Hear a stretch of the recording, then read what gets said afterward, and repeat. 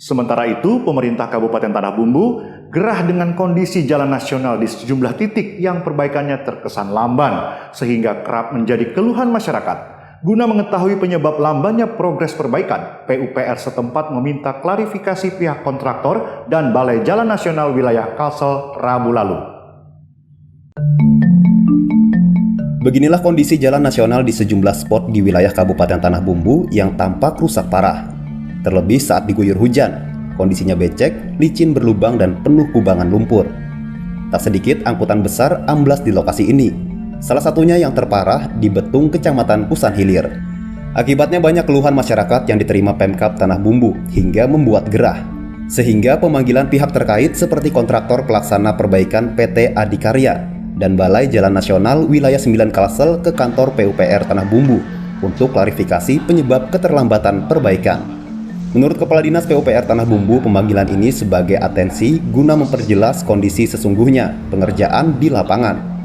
Pemkab mendesak agar kontraktor bisa cepat menyelesaikan tanggung jawabnya untuk memuluskan jalan rusak tersebut. Saya minta segera diperbaiki ruas-ruas kita yang masih rusak, terutama yang di Jalan Betung itu, Betung, Sungai Loban, Pulau Salak, sampai kita ke Batu Licin.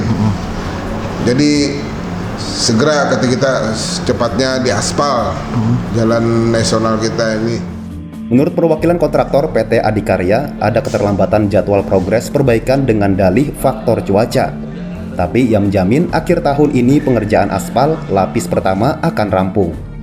Target kita di 2022 ini semua yang ter-LPA, artinya tertimbun tanah timbunan sama LPA itu sudah teraspal semua, Pak.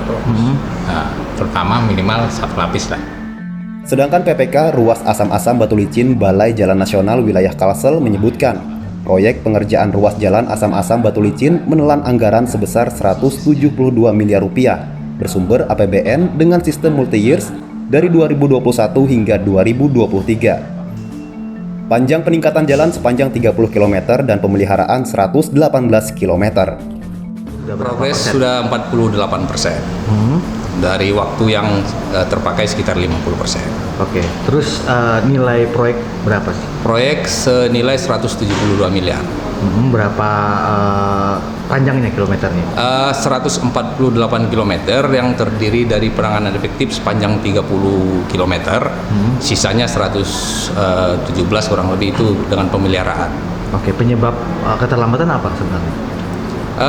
Yang paling dominan sih kalau dari penyedia jasa akibat cuaca ya, cuaca.